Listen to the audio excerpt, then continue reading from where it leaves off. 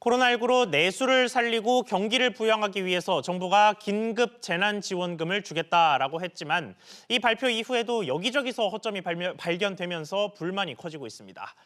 여기에 청와대와 정부 발표들이 다소 엇박자가 난다는 점도 문제입니다. 오전에 국무총리가 전국민 지급을 언급하더니 오후에 부총리는 전국민 지급은 없다고 선을 그었습니다.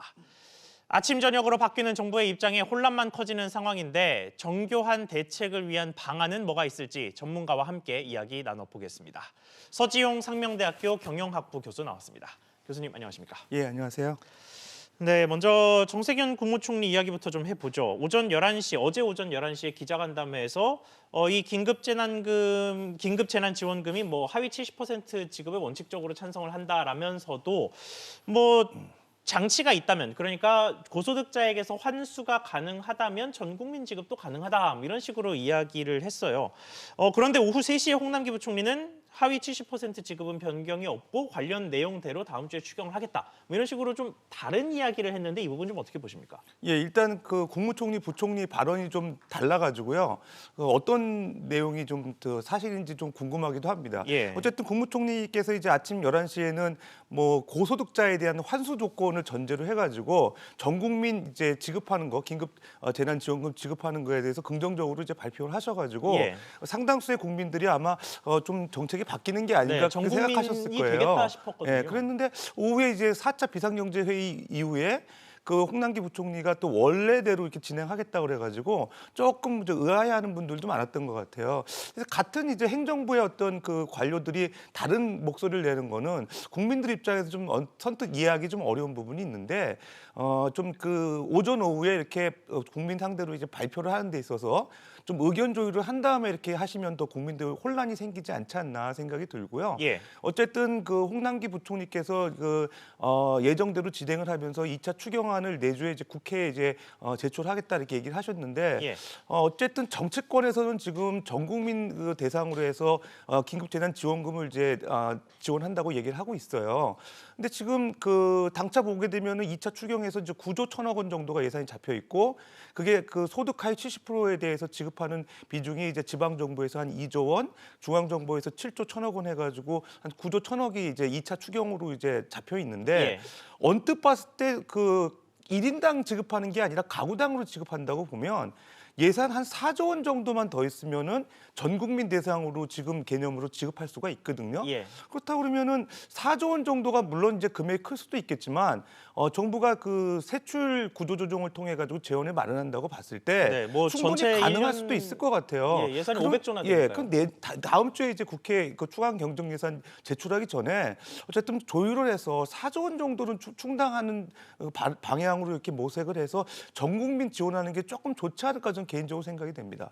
네, 알겠습니다. 자, 그런데 사실 이 국민들 반응을 좀 보면요. 소득 하위 70% 주겠다는 그 내용 자체를 싫어한다기보다는 이 기준을 국민 건강보험금으로 하는 것에 대한 저항감이 조금 더 큰 것 같습니다. 맞벌이 가구나 1인 가구나 직장 가입자가 아니라 지역에서 가입한 지역 가입자 같은 경우에는 손해를 볼 수밖에 없는 상황이어서 특히 그런 건데 이 사각지대 범위가 너무 넓다는 의견에 대해서는 어떻게 생각하십니까? 예, 동의하고요. 일단은 그 1인 가구가 상대적으로 절대 금액은 적게 받으니까 예. 가구 수가 좀 있는 분들에 비해서 좀 적게 수령하는 게 아니라 불만이 있는 것 같고요. 그다음에 실제로 지역보험 가입자하고 그다음에 직장보험 가입자들의 어떤 임계치 받는 금액이 좀 틀릴 수 있고요. 예. 그다음에 또 이제 맞벌이 부부가 가장 논란이 되는데 맞벌이 부부 같은 경우는 어쨌든 그 두 부부가 열심히 일해가지고 넉넉지 않은 여건에서 소득이 좀 많다는 이유로 인해 가지고 긴급재난지원금에서 배제된다는 것 때문에 역차별 아니냐 이런 좀 불만이 있는 거죠. 예. 어떤 기준을 하더라도 사실은 개인적인 이해관계에 따라서 불만이 있는데 제가 볼 때는 사실 이런 논쟁을 좀 종식시키기 위해서는 전 국민 지원을 하는 게 좀 바람직하지 않나 생각이 되고요. 그럼에도 불구하고 정부가 이제 재정 지원금, 재정 부담을 이제 전제로 해가지고 이제 부분 지급을 원칙으로 하고 있잖아요. 예. 근데 사실은 이제 한 4조 원 정도 추정하는 게 오히려 정부에 큰 부담이 되지 않는 것 같고, 그다음에 긴급성 측면에서도 오히려 이렇게 따지면서 행정 비용 부담을 많이 하는 것도 사실 좋은 것 같지 않고요. 그렇죠. 예전에 아동수당에서도 비슷한 일이 있었죠. 그다음에 형평성 문제에서도 지금 가장 큰 논란이 현장이 있잖아요. 그럼 긴급성, 지원 형평성, 정부의 재정 부담 이런 측면에서 모두 사실 70% 지급하는 게 이렇게 만족스러운 상황이 아니거든요. 그렇다 그러면은 오히려 좀 그 정책의 좀 전환이 필요한 시점이 아닌가 생각이 됩니다. 그렇군요. 자, 그리고 긴급재난지원금을 이제 국내에서 처음 주장했던 게 이재명 경기도지사인데요. 뭐 그 이재명 경기지사를 비롯해서 총선을 앞두고 예전에는 포퓰리즘이다라고 재난지원금을 규정했던 야당에서도 미래통합당에서도 뭐 4월 안에 지급을 해야 되고 뭐 아예 액수를 늘려서 뭐 1인당 50만 원을 줘야 한다 뭐 이런 식의 주장까지도 나오고 있습니다. 금액이 점점 커지고 있는 모양새인데 이재명 지사 안대로 해보죠. 1인당 100만 원을 지급한다고 가정하면 이 규모에 대해서는 어떻게 생각을 하십니까? 1인당 100만 원씩 하면 산술적으로 국민 이제 5천만 명이니까 50조 원이 재원이 필요한 거고요. 예. 뭐 야당 그 미래통합당 의견대로 하게 되면 1인당 50만 원으로 하게 되면 25조 원 정도가 요구되는 거죠. 예. 지금 정부가 예상하는 거는 중앙정부만 7조 원 정도 생각하고 있는 거에 비하면은 규모가 크기 때문에 상대적으로 지금 현재 그 세출 구조 조정을 해서 재원 마련하기 쉽지 않은 것 같아요. 제가 볼 때 세출 구조 조정하게 되면은 실제로 이제 그 반복적으로 지출되는 그 경상 지출, 경상 예산 이런 거를 이제 줄일 수 있거든요. 예. 근데 홍남기 부총리가 말씀하신 내용 보게 되면은 코로나19 사태로 인해 가지고 지금 재정 집행이 어려운 그 부분에 대해서 예산 절감을 해가지고 지원하겠다 이렇게 얘기를 하고 있으니까 예. 어쨌든 그 경상 지출을 상당히 줄이고 이렇게 세원을 좀 효율화하는 세출을 효율화하는 방법을 모색한다 그러면 25조나 50조를 마련하기는 쉽지 않은 것 같아요. 만약 25조 원이나 50조 원을 충당하기 위해서는 뭐 부득이하게 또 적자 국채를 발행해야 되는 그런 상황이기 때문에 예, 건전성 문제가 생기겠죠. 그거는 좀 재정 부담이 있는 것 같고 그럼에도 불구하고 이제 세출 구조 조정이라고 하면 4조 원 정도는 충분히 마련할 수 있다는 판단에서 지금 전 국민 상대 가구당 지급하는 그런 기준 적용에도 무리가 없지 않나 저는 생각이 됩니다. 그러니까 규모는 현재 규모대로 하되 기준을 100%로 늘리는 것 정도까지는 가능하지만 없다. 그 이상으로 지금 인당으로 해가지고 뭐 100만 원 지급하고 50만 원 지급하는 거는 지금 현재 그 재원 마련하는 방식으로는 적합하지는 않은 것 같습니다. 그렇군요. 자, 그런데 잠시 언급을 해주셨습니다만 이 국가의 재정 건전성 문제를 짚고 넘어가지 않을 수가 없습니다. 이 얼마 전 자료를 보면요, 국가 채무 추이가 점점 늘고 있어서 이대로라면 GDP 대비 채무가 40%를 넘기는 게 거의 확실시되고 있거든요. 추경안들이 속속 반영되기 시작하면요. 그래서 재정 건전성이 좀 빨간불이 들어왔다 이런 식의 평가인데 이 부분은 좀 어떻게 보십니까? 뭐 그렇습니다. 그러니까 작년 우리가 기준으로 했을 때 GDP 규모가 한 2,000조 정도 되거든요. 예. 전 세계 한 10이라고 합니다. 2,000조에서 지금 국가 채무가 차지하는 비중이 한 38%였어요 작년에. 예. 근데 이제 올해 1, 2월 달을 보게 되면은 국가 채무 증가 속도가 좀 빠르죠. 지금 현재 1, 2월 달 기준을 보게 되면 26조 4천억 정도가 지금 채무가 늘어났고요. 이 속도대로 보게 되면 연말에 가게 되면 한 158조 원 정도가 늘어나는 꼴이 되거든요. 예. 그럼 158조 원이면은 현재 그 국가 그 GDP 2,000조 감안했을 때 한 8% 정도가 되는 거예요. 그럼 8%라고 그러면은 작년 그 비중이 38%였으니까 예. 지금 8% 더하게 되면 실제로 우리 올해 GDP 대비 국가 채무 비중이 46%가 됩니다. 그러니까 네. 결과적으로는 40% 이상 넘어가는 건 기정사실화되어 있는데 예. 뭐 그럼에도 불구하고 속도가 좀 빠르다는 거, 국가 채무 늘어나는 속도가 빠르다는 거는 좀 수위 조절을 할 필요가 있고요. 어쨌든 정부가 그 긴급 상황이기 때문에 뭐 재정을 푸는 상황이기 때문에 뭐 국가 GDP 대비 이제 채무가 늘어나는 건 뭐 어쩔 수 없다 하더라도 예. 좀 수위 조절을 하면서 조정하는 게 좀 좋지 않을까 생각이 됩니다. 그런데 해외의 이제 주요 선진국들이 특히나 뭐 일본 같은 곳들은 국가 채무 비율이 굉장히 높기 때문에 뭐 우리나라는 아직 좀 여유가 있다 뭐 이런 식의 주장도 있던데요. 이 부분은 좀 어떻게 보십니까? 그런 분들이 있는데 특히 미국이나 일본 같은 경우는 우리나라랑 다른 점이 일단 미국은 그 화폐가 기축통화라는 거고 예. 일본 같은 경우는 국제 고시통화입니다. 그러니까 기축통화는 이제 그 발권력이 있어서 그냥 통화를 찍어내 가지고 전 세계 국민들이 이제 거기에 이제 달러를 보유하려고 하는 수요가 있기 때문에 가능한 거고요. 예. 국제 고시통화인 엔화만 하더라도 글로벌 거래 빈도가 높기 때문에 실제적으로 우리나라 국민 아니더라도 사실은 엔화를 보유하려고 하는 수요들이 있어요. 예. 그러니까 실제로 우리가 통화가 많아지면 인플레이션 유발 요인이 되지만 그 전 세계 국민들이 그거에 대한 보유 수요가 있다 그러면은 어느 정도 해외에 이제 유출되면서 그게 이제 국내 그 인플레이션 압력으로 작용하는 게 좀 덜한데 예. 우리나라 같은 경우는 사실 내국인들이 대부분 이제 원화에 대한 수요가 많기 때문에 그런 차이가 있죠. 그러니까 정부가 국가 채무를 많이 갖고 있는 거 그건 상당히 이제 부담이 되는 거는 분명한 사실이기 때문에 미국이나 일본하고 직접 비교하는 건 좀 어렵고요.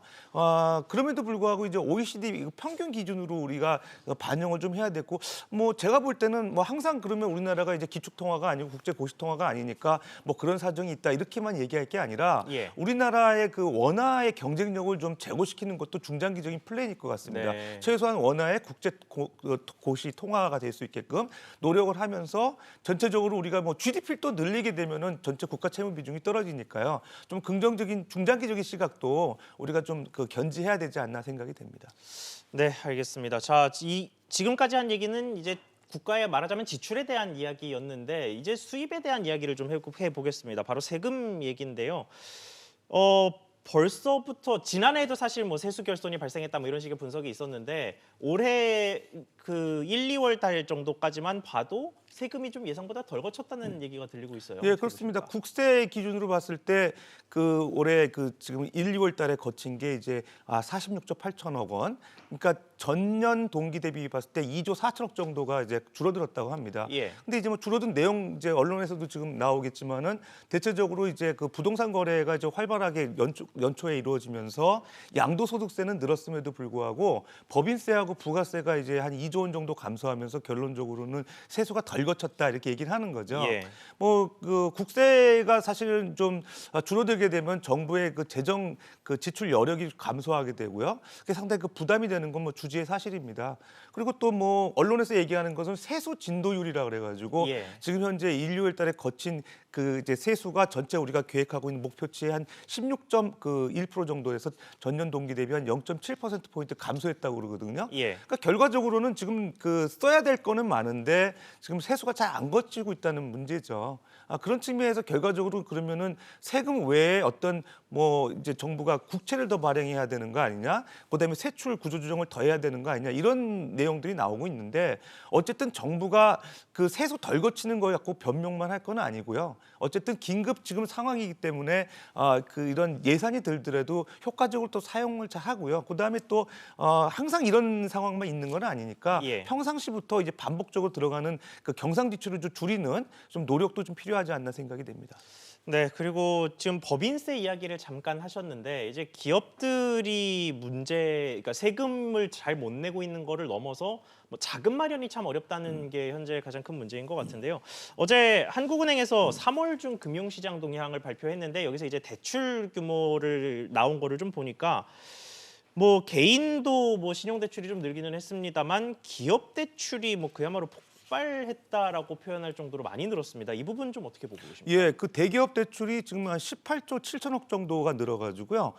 그 은행을 이용하는 이제 기업 대출 규모가 한 901조 원 정도가 돼요. 예. 실제로 이제 18조 7천억 는 거의 내용을 보게 되면은 이제 그 대기업 대출이 한 10조 7천억 정도 늘었고요. 예. 그다음에 이제 그 중소기업 대출이 8조 원 정도 늘었는데 통상적으로 이제 대기업 대출이 이렇게 늘었던 적이 없어요. 대기업들이 직접 금융을 많이 이용하죠. 그러니까 회사채를 발행을 해가지고 자금 조달하기 때문에 지난달만 하더라도 실질적으로 이제 거의 그 대출 이용 증가율이 마이너스였어요. 예. 근데 10조 원 이상이 이제 늘었다는 건 상당히 이례적입니다. 그만큼 이제 그 회사채 시장이 어려워지면서 회사채 발행을 통해서 자금 조달이 안 된다는 하나의 되니까. 반증이죠. 네. 그만큼 그 대기업들의 자금 조달 사정이 어렵다는 측면에서 하나의 그 주의할 만한 시사점이고요. 뭐 그럼에도 불구하고 정부가 이제 채권 안정 기금이라든가 그다음에 여러 가지 또 그 자금 그 지원 계획들을 많이 밝히고 있기 때문에 예. 뭐 조만간에 이제 안정화될 가능성은 있는데 어쨌든 대기업 대출이 이제 이례적으로 늘어나는 지금 상황은 좀 그 정부가 유의 깊게 좀 살펴봐야 될 그런 상황이 아닌가 생각이 됩니다.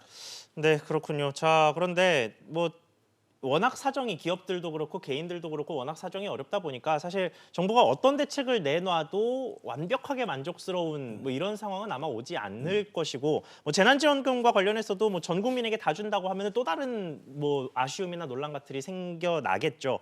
그런데 뭐 적어도 청와대와 정부 간의 불협화음은 없어야 할 것 같다라는 생각이 드는데 뭐 이것과 관련해서도 좋고 아니면 현재 코로나19의 경제 상황과 관련해서도 좋은데 어떤 식의 정책이 좀 필요하다라는 조언 한번 내주실 수 있을까요? 일단은 그 정부 관료들이 이제 그 발언할 때 일관성을 가져야 될 필요가 있습니다. 이거 예. 일관성이라는 거는 어떤 정부의 관료가 얘기하더라도 동일한 내용을 얘기를 해야 되는데 예. 아까 사례에서 처럼 오전 오후에 어떤 발언했던 내용들이 조금 취지가 다르다 그랬을 때 국민들이 혼란을 가져올 수 있고요. 그다음에 정치권에서 얘기하는 그 발언들도 사실은 좀 당정이 조율을 해가지고 좀 발언할 필요가 있어요. 4월 중순경에 이제 총선이 있다 보니까 정치권에서는 좀 이렇게 어떻게 보면 포퓰리즘을 의식한 예. 그런 그 발언들이 많이 나오거든요. 그런 발언들이 정부의 발언들이 결과적으로는 그 국민들을 좀 실망시키는 그런 저 내용도 있을 수 있거든요. 국민들이 좀 정부를 믿고 따를 수 있는 그런 좀 그 일관된 발언이 필요할 것 같고요. 그다음에 정책의 전환도 정부가 한번 발표했다고 해서 그거를 끝까지 고수하는 것보다는 국민 여론을 수렴해가지고 좀 그 원론적으로 한번 다시 생각해 보면서 네. 좋은 방안을 수렴해 나가는 그런 자세도 좀 좋지 않을까 생각이 말하자면 되고요. 말을 바꾸는 걸 두려워하지 말아야 한다라는 식이죠. 그렇습니다. 이제 뭐 홍남기 부총리 같은 경우도 지난번에 발표한 대로 계속 밀고 나가겠다 이렇게 얘기하셨는데 뭐 그 당시에 얘기했던 거에 대해서 논란이 많았고 지금도 계속 어떤 그 다른 반대 의견들이 많기 때문에 처음에 그 내용 그 발표한 거에 대해서 초지일관 밀고 나가는 것보다는 국민적 여론에 따라서 상황이 좀 바뀌는 내용들을 유연하게 수렴하는 것도 좀 고위공직자의 어떤 자세가 아닌가 생각이 됩니다. 네, 알겠습니다. 일관성을 유지해야 되는 상황에서는 유지를 못하고 유지를 안 해도 되는 상황에서는 유지를 하는 뭐 이런 식의 모습이 좀 보이고 있는 것 같습니다. 오늘 말씀 여기까지 듣겠습니다. 지금까지 서지용 상명대학교 경영학부 교수와 이야기 나눠봤습니다. 교수님 말씀 감사합니다. 예, 감사합니다.